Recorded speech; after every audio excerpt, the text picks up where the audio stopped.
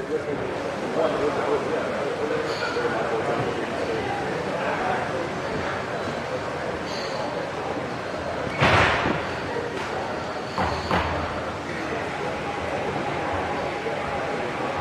go full screen was kind of useless. So that's okay. So the good thing is, my talk's kind of short anyway. I'll try to keep it short. So I've got what, 12 minutes? We're going to eat at 1? Yeah. Plan for that. All right. So my name is Caceres. I work for Mozilla. I first started contributing to standards. I think it was back in like 1999. I think I posted my first like, hello, some question to W3C. I became kind of more seriously involved in web standards, let's say about 2006. And back then, in 2006, how we used to do it is there was like the W3C, and it was mainly a pay-to-play organization. So let's talk a little bit about the W3C. So the W3C is a consortium, which is a place where companies and potentially public institutions, like government institutions and universities, which is what I was involved with, can pay a bunch of money, and basically what they do is you give up, as you join a working group, you say, I'm not going to sue that company, and that company's not going to sue me, and we're going to agree to work on that technology together. And what the W3C itself affords, unlike other standards organizations, so like more industry, like let's say some automotive organizations or whatever, is that we work together as people like Google, Microsoft, Apple, so companies, IBM, so IBM has, I think, the world's largest patent portfolio. We take that technology, we take our ideas, we take our IP, so our intellectual property, and we give it away to you guys. And how we do that is through a legal framework that is established by W3C. So when we talk about free and open technologies, when we talk about the free bit, the fact that you can like go and use a web browser and you can build all this really cool stuff, is because companies and public institutions and individuals who are called invited experts have given their time and money and patents away for you to use. So, round of applause to like these companies for not being here, right? So that's really like the free bit. The open bit was a bit of a challenge, and it was a little bit of BS. So, like I said, depending how much money your company makes, so let's say you're a billion-dollar company, or if you are an over $500 million company, so like Microsoft, Apple, Google, we're talking like big companies, they pay something like $65,000 a year to be part of W3C. So back in the day, even as an individual, like like it was just simple, so they had to pay like $2,000 a year. So like people like us, like we just couldn't do it. And I was really lucky when I got involved because my university, for some random reason, just happened to be part of W3C, and I was like, woo! So I like joined what was originally called the Web. I can't even remember what it was called. It was like the working group that became the web apps, and now it's called the Web Platform Working Group. So I kind of got involved there. And how we would do it, and how you would do standards is, every week you would dial in over telephone, and we would all get together at some weird hour, like, because I was living in Brisbane at the time.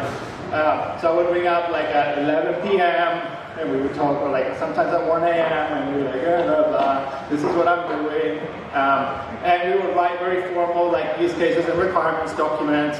And it was all done on mailing lists, and the process was very tedious and very boring. And at the same time, as you recall, remember this thing called XHTML? Yeah, it's coming, right? So the W3C had shifted its mindset, HTML was done, right?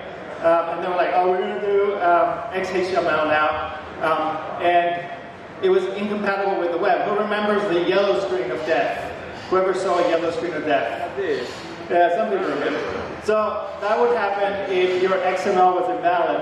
So for instance, if you had like, let's pretend a WordPress blog where you had like, let's let people write comments, and they were like, oh, we're gonna put some markup in there, and they like screwed up the markup, it would break, potentially break your blog, unless you did some crazy like parsing and serialization. So anyway, browser vendors got pissed off, and along came the W3C. So the W3C was, again, an informal standards consortium. So what happened was like Opera, Google, Microsoft, sorry, not Microsoft, Opera, Google, Apple, and Mozilla got together, secret back room, a lot of cigars, you know, we should change this. We don't like where this is going. And basically, their lawyers got together and they came up with a single sentence which goes at the top of the W3C spec, which is basically the legal code that allows us to copy and share stuff in the W3C document. If we had internet, I could show you this little sentence. And that little sentence at the top is the only like IPR protection you get with the W3C specs. This freaked the hell out of Microsoft. They're like, bring out, we don't have nothing anything to do with this. Because like Apple's pretty aggressive with their patents. They're going to sue the hell out of us. But in the web community, within our community, they're like, it's going to be okay. So they just went along. They created HTML5, so what W3C created what is now known as just HTML. And years passed, W3C finally gave up on XHTML and they took in the W3C. What also changed in the process was that the W3C set up a dictator for life, which was this guy called Ian Hickson, and he was the only person that was allowed to touch the spec. It's kind of, well, it was mostly true at the time. So how, if somebody like you got features, let me just check my slides. This is relevant. So how you got things into W3C HTML, you went to Hickson and you went, hey, we got this cool idea. We've either implemented it because we're a big browser vendor, or here's our use case. Can you solve it? So for instance, people went to Ian Hickson and they went, we need to be able to take applications offline. And he's like, brilliant, dude. I'm not gonna like say like he's bad, but like bad shit came out of this. So one of the things is like app cache. So who's had app cache? Right. So Hicksy came out with app cache, right? And working together with other people within the W3C, they're like, this is brilliant. Single page apps. Single page apps are totally the thing that, straight for the automatic guy. Single page apps, bad times. You want to spread them across multiple. But anyway, we can chat about that later. App cache turned out to be a bit of a disaster, as we know. Local storage is another disaster. Because it assumes synchronous writes, so when you write to it, it does it synchronously, but then it reflects across multiple tabs, which are all running in separate processes. So there's this magic thing called the storage mutex that if you check the HTML spec, nobody's ever implemented, but it's this magical thing that's supposed to log and be thread safe, and it's like, so everyone's like, if we implement that, like the browsers would grind to a halt. So nobody did it. So we came up with like IDB, which is another like, and also just HTML elements. You go and view source still today, and what do you see? What a page is made up of. Friggin' div tags. Like nobody's using most of the things we came up with over these 10 years. It's just all div and span, which is really sad. So, knowing how we screwed up, people who develop standards, we suck at doing APIs. Like the DOM API is horrible. App cache is a disaster.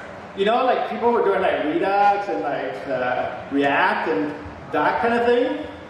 Like those people, like I hear like developers talking about it. I don't use those things myself, but like wow. And everyone's like productivity, massive productivity gain, blah blah blah. Amazing. So what if we like shifted the way we think about things? So a bunch of smart people came up with what's called the Extensible Web Manifesto. So we wrote down, what we're going to do is we're going to stop pretending that we know better. And what we're going to do is like try to identify what the primitives are. So what are the core things that people are trying to do? If we take those primitives, so for instance a good primitive is web components. So I want to build a HTML element. How do I build a HTML element that does things? So not how do I define span or how do I define the section element.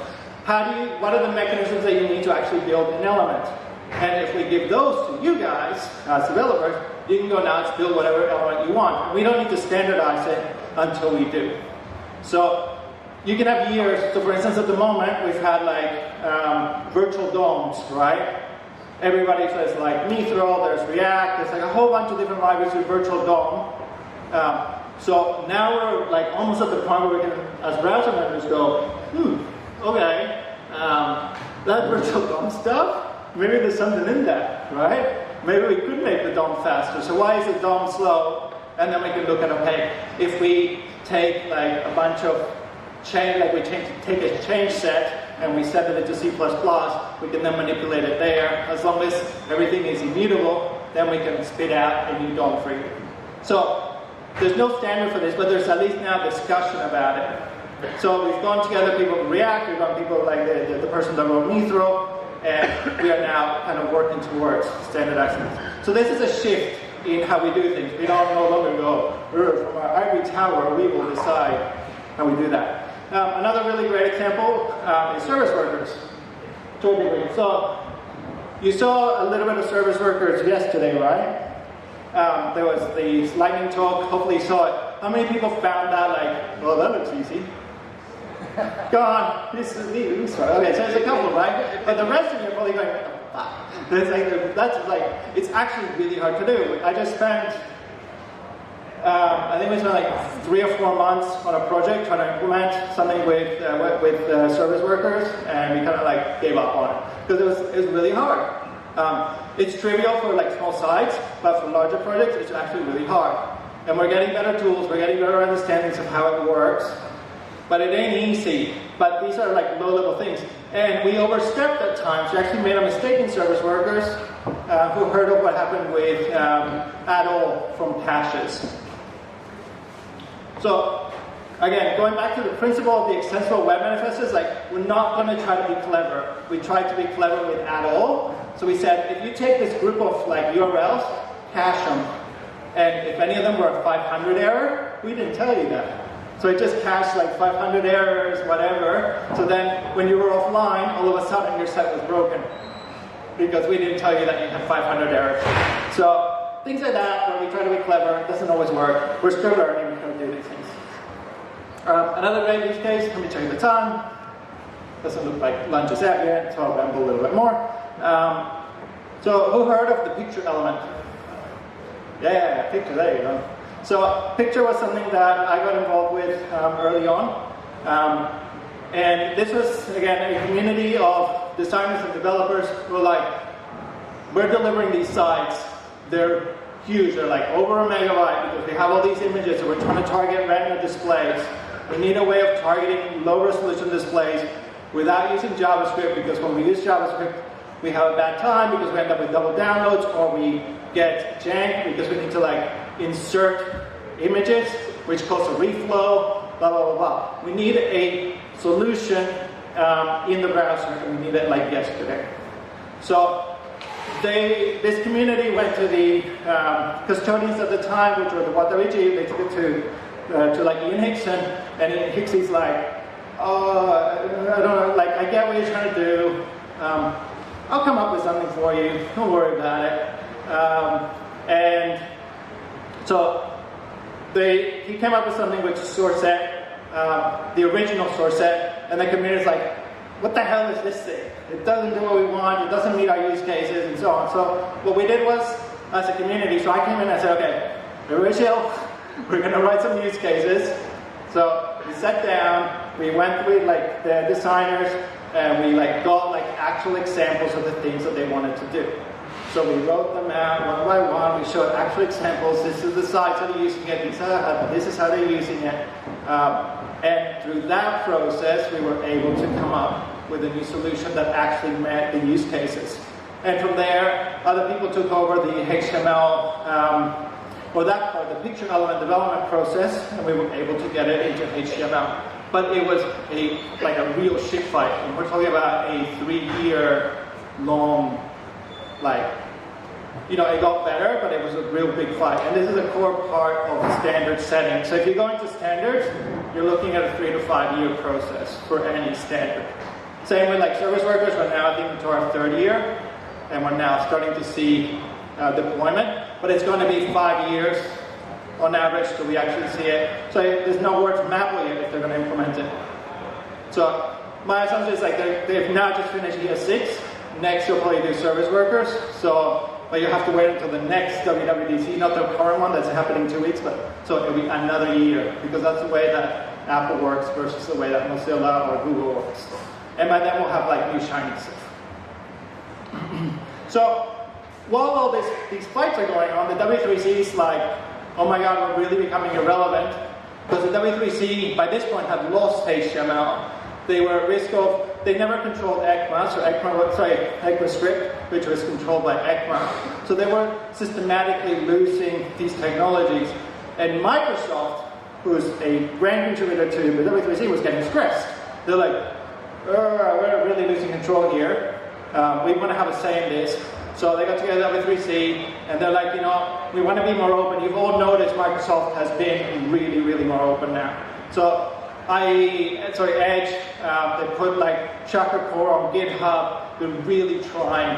And at the last W3C meeting that I went to, in the web apps tracking group, they had 25 people there, which is just unthinkable for Microsoft to show up. They used to show up with like 3 or 4 people. The whole, like half the room was Microsoft. It was like, Microsoft. It's really cool, it's really inspiring. And it's like new faces. So they only used to send program managers, which are like middle management people who I do stuff, but I don't actually do any engineering. So now they actually send the actual engineers, we all communicate, it's freaking great. So it's saying like Google has always done that, Apple has always done that, Mozilla's always done that, and now Microsoft is doing it too. So they were still worried, they're like, we need something new. So working together with the W3C, they're like, let's take these ideas that are, that we want to innovate quickly. We want to involve the community, and we want to have a more open process that doesn't involve people having to pay money. It's not controlled by a single individual who you have to go to and beg or have a special relationship with to actually get stuff into the spec. So we created the WICG.io, so the Web Incubator community group, which is an open group that has a very nice code of conduct. So we are there to help you. I'm co-chair of that group with Chris Wilson from Google, who is like one of the original architects of IE. He worked on the IE 5 and IE 6. It's like insane. So we were working with him. And this other guy, Yoav Weiss, who implemented the picture spec in Blink, and I think he backported some of it also to WebKit. So he's this amazing engineer who I met through the process, the picture element process. So even as part of that process, we had did anybody see the campaign that we ran on, what's that site called? It's Indiegogo. So we raised $15,000 for him to actually implement picture element in Blink. So it's really cool. So that's how we got freaking features, right? It's not depending on stupid browser vendors to do it. We just go out to the community, and if we need to find money, we find money. Otherwise we find people to do it. So taking all that good stuff, all that good feeling, we set up the WICG. We have a Discourse instance where people can go, propose new ideas, and discuss things. So how do you get involved? These ideas have percolated throughout the W3C. Even ECMA took notice. You'll notice all the new ECMA specs so all the ES 2017 are all on GitHub now. You can go and join those groups, and you can just participate. So we have infrastructure in place where when you participate, you're basically giving up your IP. So then you can't come and sue us later. Or you have a patent on that. So you basically give up those. Does anybody have any patents here? No. Nobody? Am I the only one? Do you have a patent? A patent? Patent? How do you pronounce it in Australia? A patent. Patent. I don't know. Nobody has one. Okay, good. So you're all safe. No, you guys can't sue anybody. So anyway, but those ideas, you give them up to the community and give them out for free. So you can follow the repos, you can contribute in a number of different ways. You can just come in and say, look, I'm trying to do this thing. I've been doing it a million times. How can I stop doing that? Can you guys help me stop doing that? So like I'll show you with the async await thing, you'll see that's an example of writing .den, .den gets pretty boring pretty quick. So what if we could get rid of .den? And what if you had a wonderful idea to get rid of .den? So that was about the use cases. And so again, if you have any proposals or ideas for standards, go to W3C.io. It's a great place to start. Like I said, we have a community of people that are there to help you. You don't need to be a standards expert. You can just get involved, contribute. If you want to know more, come talk to me. You've seen me around. I'll be happy to tell you about things because I can't show you anything on the web. So that's it. So I think you're good for lunch.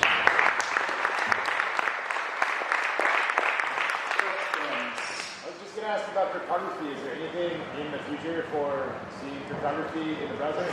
Cryptography, sure. Cryptography, crypto? Yeah, signing things and encrypting things. Yeah, well, we have the Web Crypto API already there. Yeah. You want more than? I'll have to check it out. So yeah, so it's just what's the web? How do you access Web Crypto? It's just navigator.crypto. Crypto.subtle. Crypto.subtle. That'll give you crypto primitives. You probably won't see a PKI. You have to enter. Yeah. Fido is fine. Sorry. The state of web components at the moment. So web components is a tricky one. So you see what happened with web components is that people figured out how to do kind of the React stuff. So it's kind of we might get web components, but web components is so some of the main blockers are lack of engineering resources on the Mozilla side. Apple has it implemented, but it doesn't match the standard. Google was editing the spec, but the person that was working on it stopped editing the spec, and now I think it's been formatted to HTML. So there's it's not in a good place. It's the next web SQL. I think it's probably the next web SQL. So it was a really good idea at the time, but you don't really need it, right? You can do more or less everything you want to do, but it will eventually land. I think it'll probably be 2017 or 2018. Any other questions?